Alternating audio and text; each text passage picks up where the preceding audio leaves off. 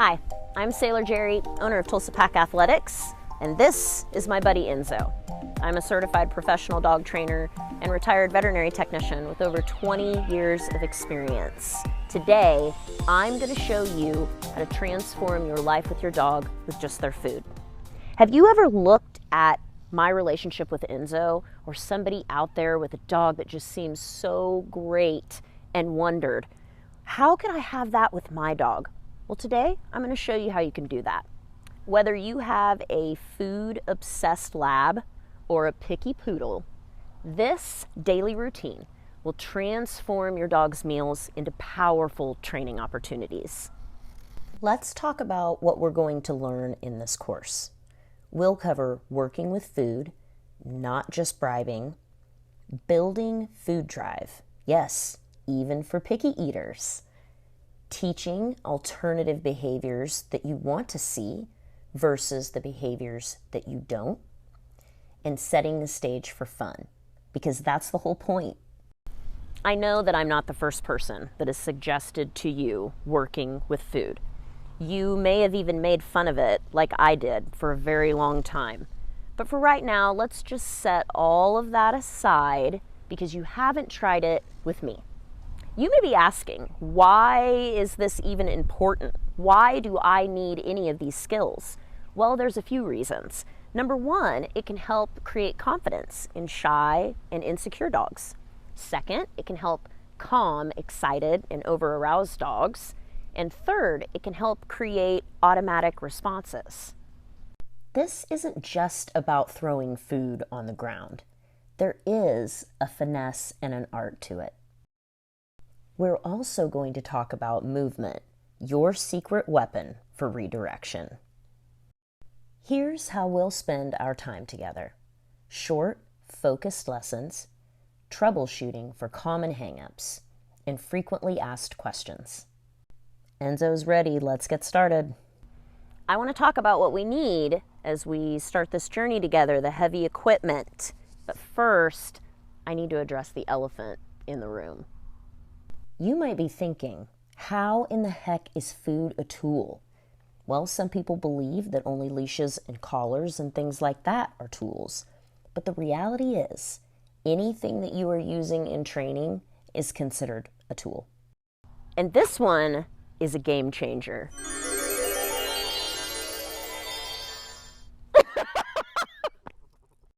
When I work with dogs, I like to use things that the average person would have around their home. So you'll notice there's a chip clip on there, some clothespins. You can use a Ziploc bag for a bag or a plastic bag. Just go to your junk drawer and look around. You can even use an old fanny pack if you have one you don't want anymore. Now, if you want to get fancy, like me, you can use a food pouch. You don't have to, but if you want to, I'm going to link my favorite one in the description. Remember, it does not have to cost a fortune to work with your dog. Now, if you are working with raw, cooked, or wet food, that's perfectly fine, but I want you to grab a glove, baby, or it's going to get pretty gross pretty fast. That's it. That's all you need. Now let's move on to the next part, the food. At Tulsa Pack Athletics, we've helped thousands of humans transform their relationship with their dog for the better. That first step happens with food. Whether you're using kibble, raw food, freeze-dried, or fresh meat, it all works. And no, we're not using treats. We're building our dog's food drive with their own meals, little by little. Yes, this works for any size or any breed of dog. Yes, huskies. Yes, poodles. All dogs eat. They can all improve their food drive. If you're concerned about this, hang tight and we'll talk about it in just a little bit. For right now, pull out 1/4 of their meal to work with. Start with 5 to 10 minutes. That's all you need. Remember, this isn't about perfection. Simplicity and consistency will get you much further than anything else with your dog. The next topic is really important, you guys. The setting, the when, and the where. You don't want to get everything you need together and then it's ruined because you did it at the wrong place at the wrong time. For example, The kids are maybe busy doing artwork and they need your attention. That's not the best time to work with your dog. Set yourself up for success. Because y'all are new to this, we're going to start inside. Pick a quiet spot in your house. Trust me, your dog doesn't need the added excitement of your cats or other dogs walking by or the kids running around that we talked about. Not just yet, anyway. Right before your dog's meal time, we're going to pull out that quarter portion of their meal that we talked about and work for 5 to 10 minutes with them. Then you can go ahead and give them the rest of their meal normally.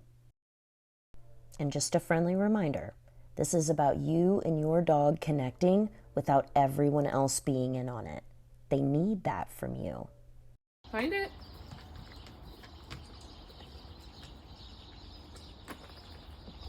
Good, Milo.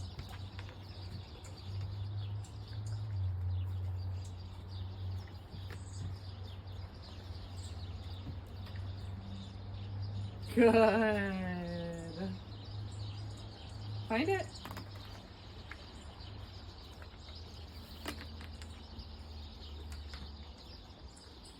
Today we're going to work on scatter feeding in the house. Here's my house. It looks much like yours. It may not even be as nice as yours. This is the only animal that I have. That's a consideration, and I do have children, and none of them are here right now, and that's an important thing to remember for you. When we start a new exercise or teach our dog something new, we don't want to do it when there's a bunch of distractions or a bunch of noises or a bunch of other things going on. Similar to if you're teaching a student in a classroom, probably not the time to send in, marching band or something like that, because it makes it a little bit difficult to learn. We're going to keep this really simple. So the first thing is, can my dog take food off the floor? Are they even interested in it? Some dogs just look at you. Some dogs don't know what to do. Some dogs are so excited about it, they're running to it while it's in the air. All of that's going to tell me more about your dog, about their relationship with you, about their relationship with food. So first things first, no cues, no nothing. Throw some food down on the ground, stand there. Do not do this to your dog. I have to catch myself a lot of times like you're staring at him like a weirdo. It is off-putting to them. And while you may have a great relationship with your dog, you also don't want to be like doing a bunch of weird shit to them, right? Okay. So once we've established that our dog can just eat off of the floor, we're going to add a cue. I like to say find it. Some people say scatter. It doesn't really matter. You could say ask a bar. I don't care. But it has to be the same thing every single time. And then you can get to a place where you can have multiple cues. But don't overcomplicate it for yourself. Just pick your cue and stick with it. Find it. A few pieces at a time. When he comes back and looks at me, watch what I do.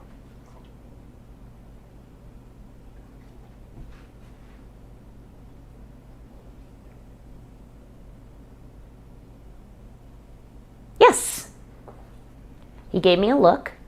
I marked it with a yes, saying, that's what I want. I want when you're done with that, I want you to look at me. Yes. Find it. I was a little late on my cue, but notice how it didn't even matter. He's still doing it. It doesn't need to be perfect. It doesn't need to be perfect. If you want to get into like sport work and things like that, or when you get into building some more complex behaviors, markers really matter, cues really matter. But this is just fun. We're just having fun.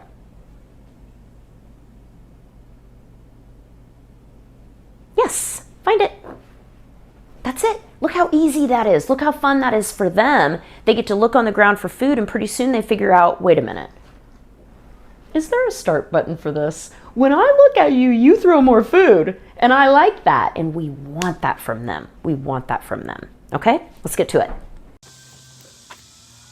Can you find it?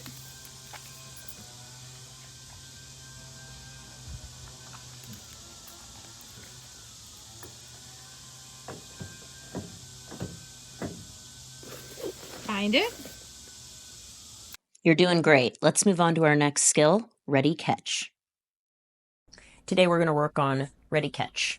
This is one of the foundational skills that I have. There's scatter, there's ready catch, there's hand feeding some. There would be multiple reasons why your dog would need to come to take food out of your hand for something. That's basically it. And then toys and a leash. Those are the things that I have. So why is this particular skill so important? Ready catch is a way for you to work with food where there's still movement involved. And we know that when you're trying to manage your dog's arousal, movement is critical because their body is so jazzed up and they need to Bob Fosse something. Let's Bob Fosse a snack in the air instead of you lunging at that dog that is walking across the street. Doesn't that sound more delightful than the alternative? The first steps are ready, catch.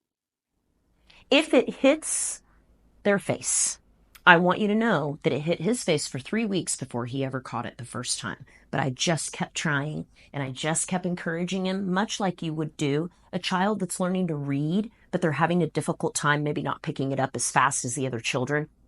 You don't think they're never going to be able to read. That's not what you think. You just think, oh, wow, you need extra help and we need to keep trying. It's exactly the same. Ready, catch. That's all you're doing. I just want to see that. No distractions, no nothing. I want your dog to know ready means, hey, you better look at me. You better pay attention to what's going on because if you don't, you're going to miss the opportunity to catch this. Now, what happens when it's a bad throw and they don't catch it? Or you've been doing this and they're doing way too much. Okay. You can alternate. Ready, catch, find it, and send them away so that they're having to do a couple different things and you're building onto the skill set that you already have because we already have this one. Ready, catch, switch it up. Ready, catch, find it. And you can start combining those things together. These are all ways for us to work with food, with our dog, to get behaviors that we want to see, alternative behaviors, and also to manage their nervous system so they don't do the undesirable behaviors that we don't want. So we teach what we want to see and we prevent the things that we don't want to see. Find it. Your turn. Ready? Catch. Good job. Ready? Catch. Catch. Sorry. Good job. Good job, Bubby. Okay, ready? Good boy. Find it. Now we're going to add some movement. Grab your leash and head to the backyard. I want to add something before we move to the front yard. Because if someone comes by, if you have to have kind of an escape route, skills to diffuse or de-escalate. So what we're going to do is you're going to add a lead. I just want you to hook it through your arm so that you are attached, but you still can do stuff with your hands. I want you to add movement to it, okay? So the leash is on there now. It's not to pull. It's not, I don't really teach with pressure in that way. It's like a redirection. So it's like, hey, this way. And over time, they're not relying on the lead. You're relying on the fact that you've taught them these movements. He was like, we're going. And I wouldn't have to have this on and he would know exactly what to do. So I'll show you that. Okay, so you're in the backyard. You're scattering. Find it.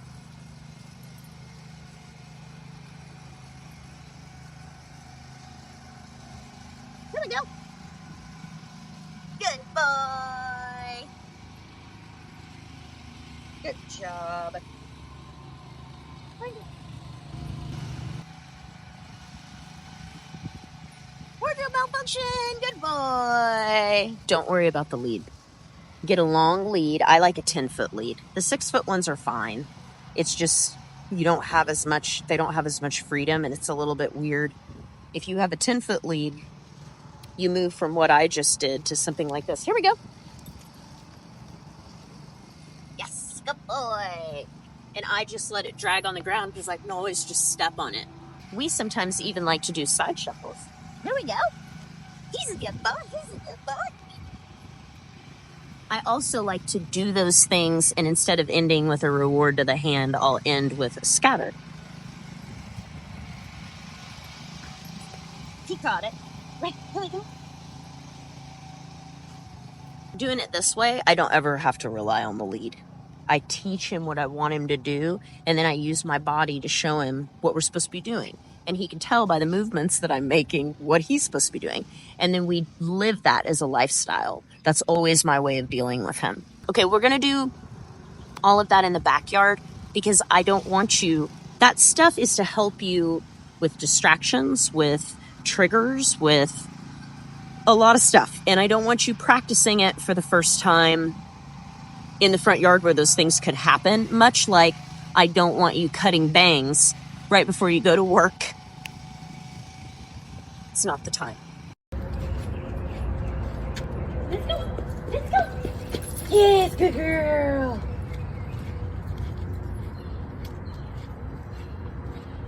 Let's go. Let's go. Yes, good girl. Yes, go get it.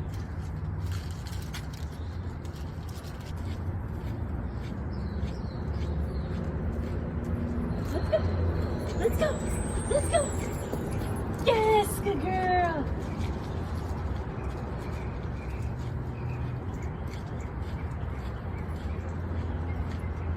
We got some runners. Yes. Good boy. Good job, my love. Yes. Good boy. Good job. And he doesn't care. So, been working with the dogs one by one, teaching them ready, catch, backpedaling. This is double dog edition. All right. So, let's see if I can get Triton and Princess to get the snacks. Ready? Catch. Oh, no. Ready? Catch. Oh, good job. Ready? Catch. Oh, so close, Princess. Ready? Catch. I'm going to get this. Ready?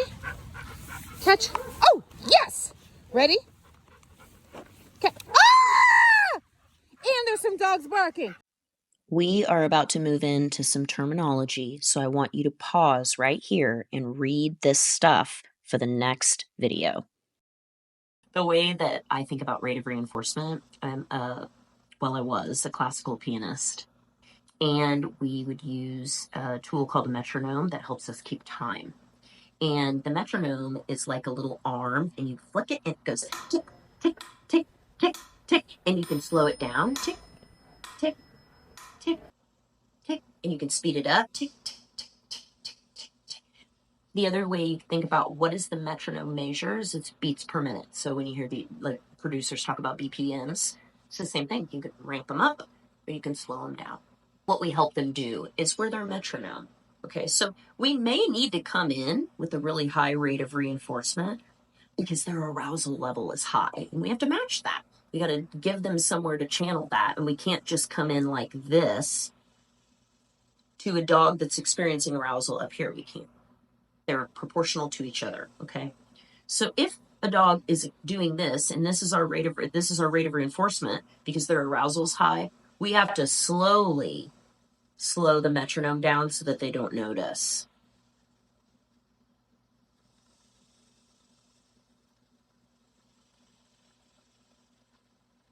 You see what I'm saying? Every time I hit on a side, that's when you're giving a scatter. And now we've gone from all that fast tick, tick, tick, tick, tick, tick, to tick, tick. Also, scatter, scatter. We can also slightly decrease the amount that we're giving or not giving with an increase or decrease. So that would also be a change in the amount of reinforcement that we're giving. You don't want to mess with those things simultaneously. You only want to pick one to change. But let's say you're okay on the time, you like the rate, but now you'd like to change the amount, so you're giving a little bit less. You're giving a little bit less, and then you'd like to slow the rate down even more. Cool, but you got to give the same amount you were given just a second ago. Once you slow the rate down and you're doing that successfully, now you can decrease the amount again. Okay, got it? Now there's going to be some things that you might struggle with, but I want to remind you, common problems have common solutions. And one of the most common issues that I see if a dog isn't handling this well is that they just don't want to eat the food. So I'm going to show you my favorite trick for that, and it involves something that we all have in our home that's cheap and available to most of us, and that is eggs. So the only thing I use the bowl for is like a big mixing bowl. I do eggs over easy, I think is what it is.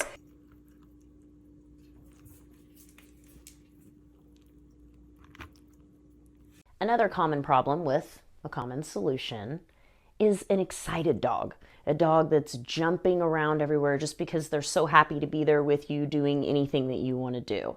My tip for that is go ahead and add the leash even if you are inside. Sometimes when you're in a room, they just want to run to every corner and what is that over there? Maybe they're easily distracted. This is going to give them a boundary.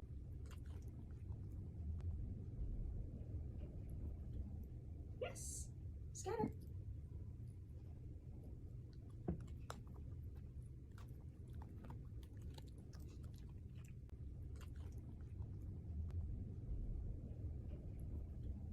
Yes. Scatter.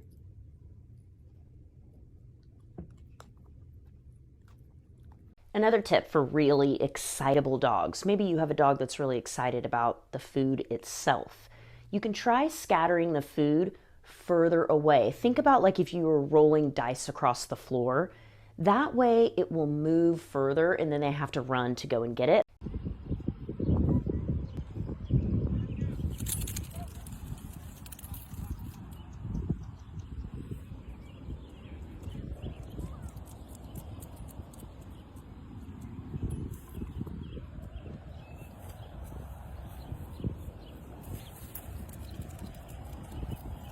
Another tip for people that may have a dog that's really super excited and jumping up, try moving that food bag to behind your back.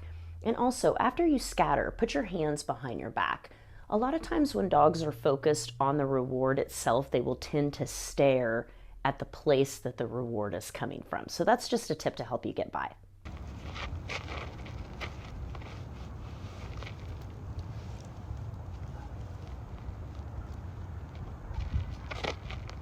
That's it. You did it. I told you it was going to be simple. I want you to remember some things. Keep it simple. Be consistent. This is about progress, not perfection. It's supposed to be fun. If you keep all those things in mind, including everything we learned from the chip clip to the food bag to picking the right setting to making sure that you're setting your dog up for success and you're going to do great. If you feel frustrated, just take a break. You can always come back to this later. Thank you for being here with us, and we can't wait to see you again.